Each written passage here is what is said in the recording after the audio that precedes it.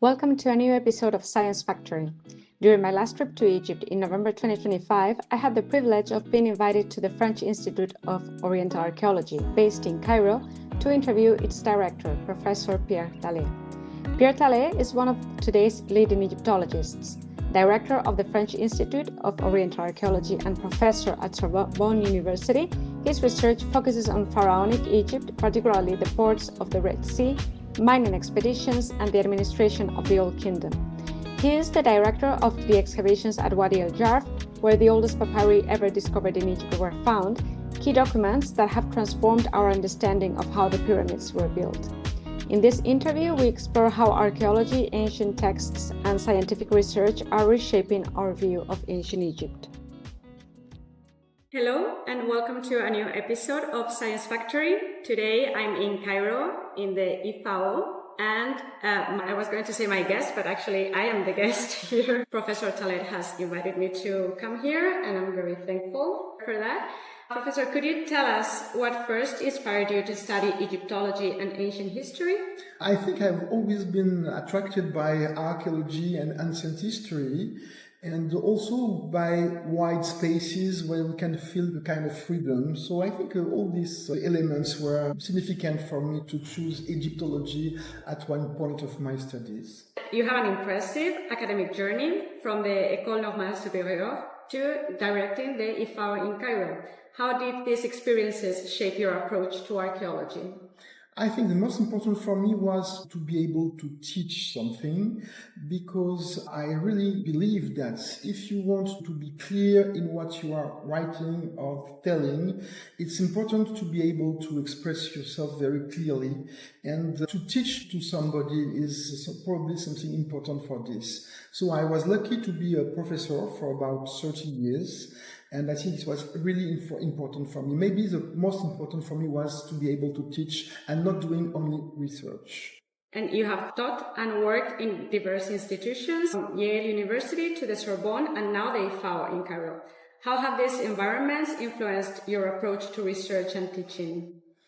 I think, of course, you learn yourself when you are teaching, and the first time I was teaching was in Yale University, and I was just teaching French, not archaeology, not history, and so you had to teach people that were just learning French, basic French.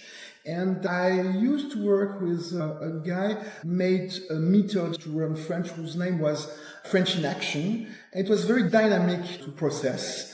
And I think I was very much influenced by this for the next teaching that I have done. You have directed major archaeological missions at Wadi el Jarf in Sokhna and the South Sinai mining area. What drew you to these sites in particular? Of course, most of the time it's a pure hazard, and I think the first place was Ain Sourna. I was told by an Egyptian colleague that inscriptions were found in the mountain, so I went to see the place with my colleague Georges Castel from the French Institute, and his colleague Mahmoud Abdelrazik made us a proposal to work with him to study the place, and it was just an occasion to work there, and we didn't know at first glance that we will stay about 20 years on the place studying one of the most important pharaonic harbor that we know nowadays. So yeah, it's a pure chance of the connection between people that can lead you to a place to study it. But also, I have always been attracted by desert places because it's very quiet, it's also very beautiful. And I think also that in the desert areas, sometimes you can make the best discoveries because nobody was there before you. And it was the case in Ain Sourna. It was also the case in the Wadi el Jarf. I have to say that I lived in Sokhna in the past, and I tried to go to the harbor and to Wadi el Jarf as well. And not even the Egyptians, my co-workers or people I asked knew where it was. Yeah, it's a pity because I think it's aside from the big tracks for people going to Egypt. They knew the pyramids, they knew the temple, the tombs. The Egyptian people don't know. We have interesting archaeological remains in places like Ain Sourna.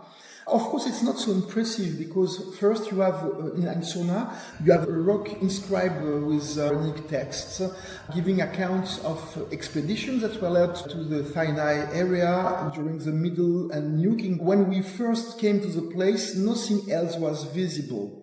And by excavating the place, we discovered that the Egyptians, the Middle Kingdom, had cut caves in the mountain to be able to store their material inside. But the place is not so impressive when you just pass by. And so it's not so much astonishing that nobody knows. The discovery of the Wadi el Jarf Papyri, including the Journal of Merer, has been described as revolutionary. Could you explain why these documents are so important for understanding the construction of the Great Pyramid? In fact, they are maybe not so much revolutionary in the point that it's clear that there are people that are claiming that the pyramids were made by aliens and so on. Perfectly clear for all the serious historian archaeologists that the pyramids were made during the 4th dynasty by Egyptian people. But what we have, in fact, in this papyri from the Wadi el Jarf is that we have the idea of the administrative mind of the people at that period, because everything is placed on the papers, in fact. You have people accounting their work day by day. You have also the accounting documents that are giving information about the food and tools that were given to the workers to work, in fact. And of course, the pyramid is something evident when you are at the foot of the pyramid. The pyramid is there. But we don't know really what is behind the curtain. And what those papyri are doing, that they are just introducing you behind the curtain to see the way it has been made. And how was the feeling when you discovered the papyri? At first, we don't know that it was possible to find this kind of papyri in this place. We just had the idea that we were excavating another harbor on the Red Sea shore, but we didn't determine at first that it was so closely linked to the pyramids and the pyramid project of King Khufu. But when we started the excavation in 2011, we found small pieces of very worn papyri. So it was possible that papyri could be found on the place because the climatic conditions were allowing it. But we had absolutely not the idea that we will fall upon so huge a deposit of papyri. So it was a great surprise for us. And immediately when it came out of the earth, in fact, we could determine that we had the cartouche of Khufu quite everywhere on this papyri, and we could also read most of them because it's very clearly inscribed, and it was clear from the first hours that we were in presence of logbooks. What kind of team and methods were required to excavate and preserve this fragile papyri in such a demanding desert environment? Yeah, in fact, we have a normal archaeological team, including a topographer, archaeologists, and people that are able to read the papers and documents that we can find. We also have people that are more specialized for the examination of botanical remains, pottery, and so on. But from the point we found the papyri, we had the huge necessity to restore everything. Because when it is coming out of the excavation, you have first of all to place it on frames of glass. I have done myself almost all the first process for the salvage of this papyri. I have learned before in the Bibliothèque Nationale the way to preserve papyri by flattening them. Just you have to moisten them a little bit to be able to flat them and then make them dry. And when it's dry, you can place them under frames of glass. And so I've done myself the first restoration to allow them to wait a lot. And then I have to call a specialist of papyri, whose name is Eve Menet. She's probably one of the greatest papyri restorers in the world. She has worked quite everywhere in the world. And I have asked her to prepare more carefully all the documents because my first restoration was very rough. It was preserved. There was no danger of corruption from the papyri.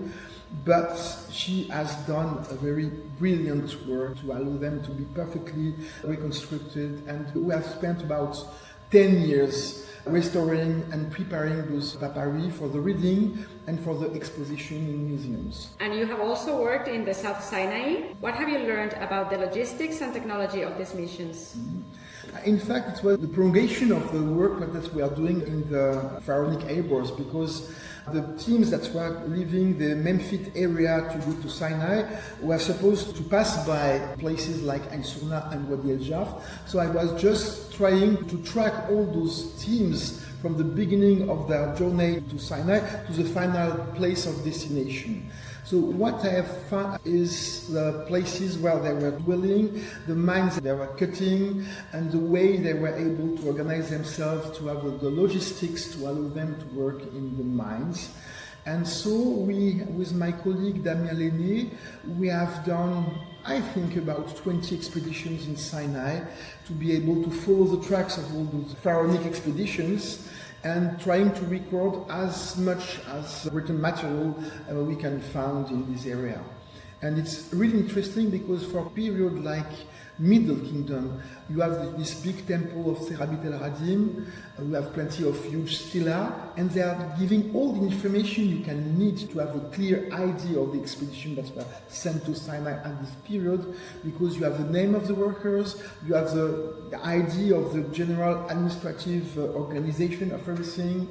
And we are also interested in archaeological remains, the camps, the houses that they were dwelling in. So yeah, it was really a very interesting place to study. And how do discoveries along the Red Sea coast, such as ports and ship remains, change our understanding of ancient Egyptian trade and exploration?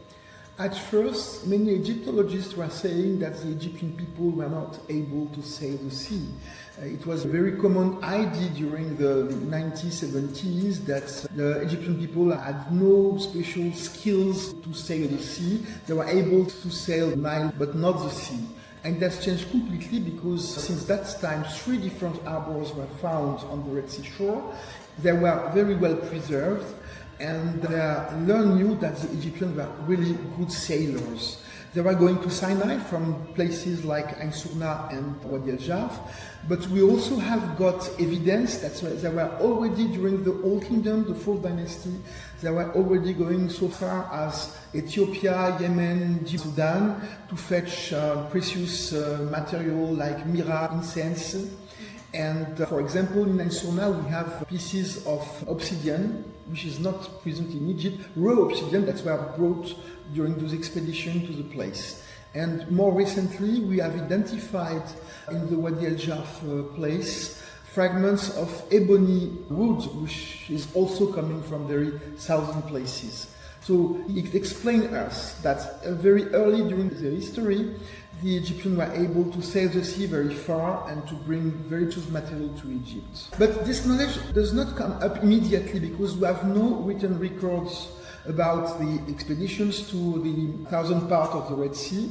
But when we are examining the botanical remains and all the raw material that we are getting during the excavation, it's possible to say more and to learn more. Your recent book, The Red Sea Scrolls with Mark Lenner, brought your work to a wider audience. How was that collaboration? It was a great experience because Mark is a very nice person. First of all, he knows everything about the pyramids.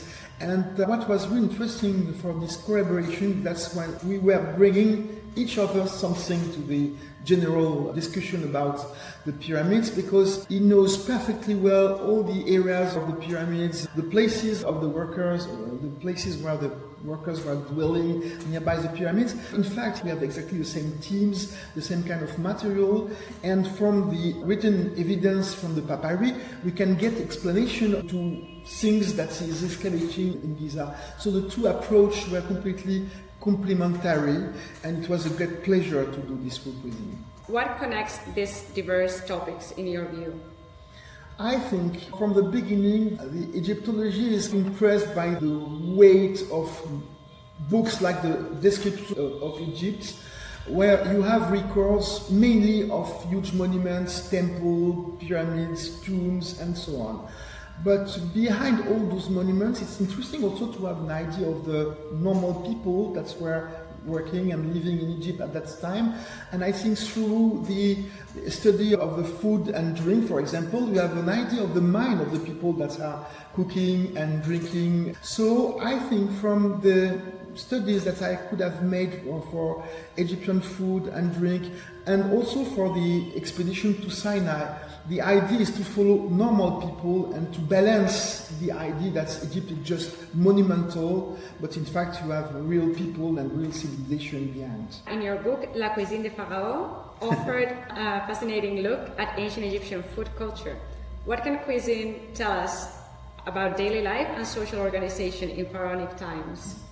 In fact, it was not so easy to write something about Egyptian food because you have no receipts from this period. You have to recognize the cooking methods by examining the reliefs that we have in tombs and to distinguish what was already there in Egypt during the very far past and what was not in Egypt. And in fact, you can realize that when you are eating something in Egypt right now, most of the time it was not present in Egypt during the Pharaonic period. We learn about the people and we have an idea of what we are really using to cook something. It's a way to see the mind of the people that were in fact cooking in Egypt. And I think that, for example, in other cultures there are some recipes or some written sources, but not in Egypt. In Egypt you have to guess what would happen at that time.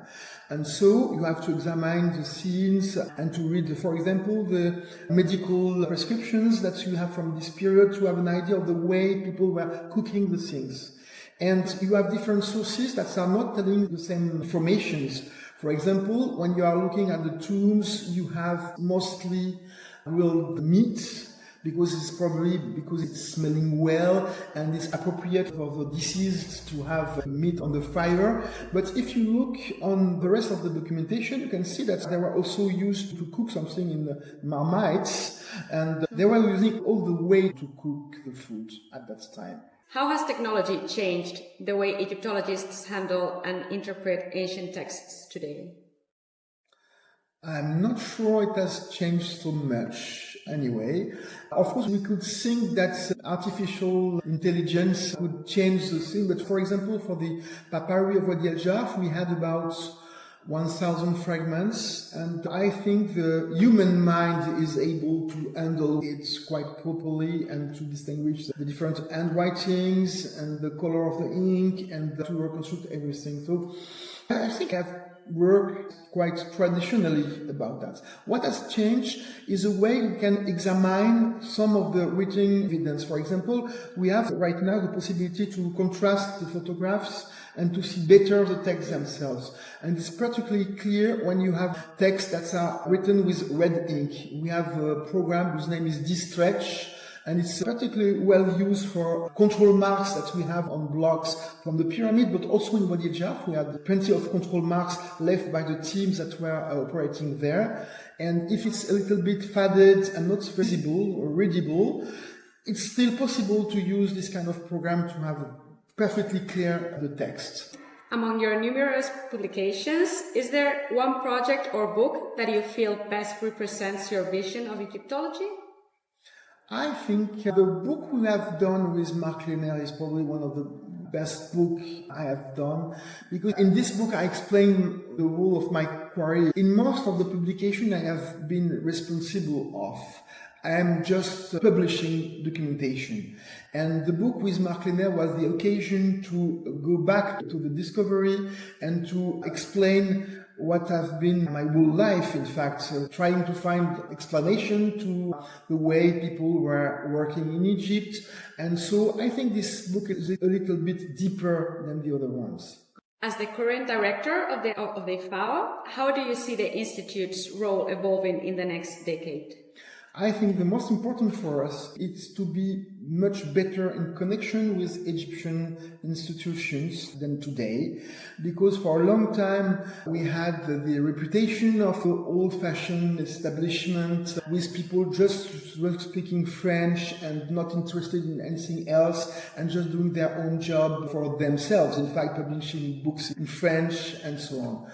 The main point for us is to get in closer connection with the Egyptian Egyptologists. It's already the case, but we have to deepen this tendency.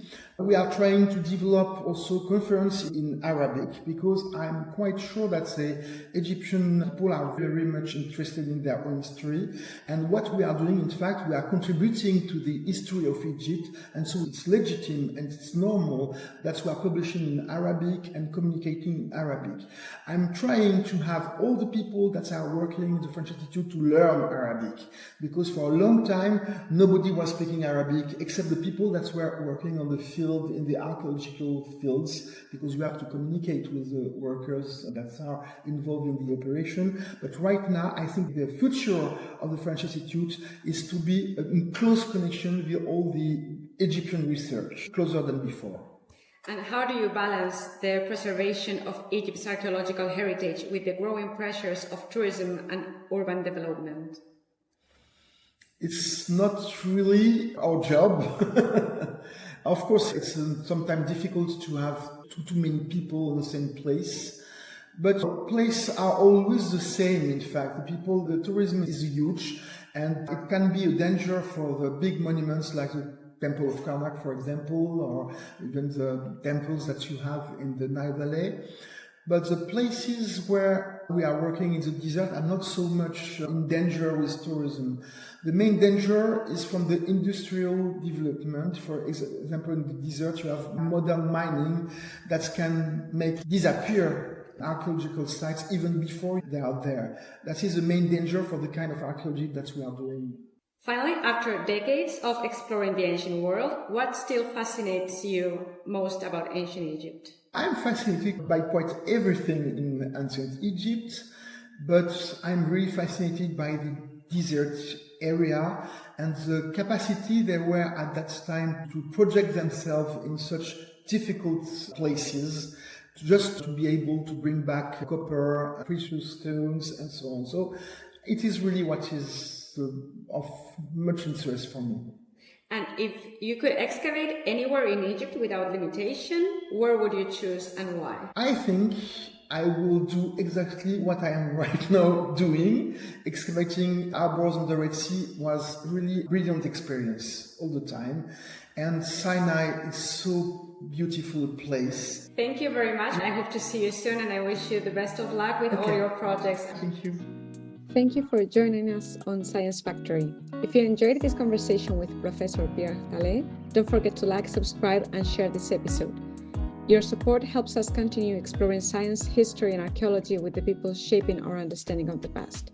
See you in the next episode.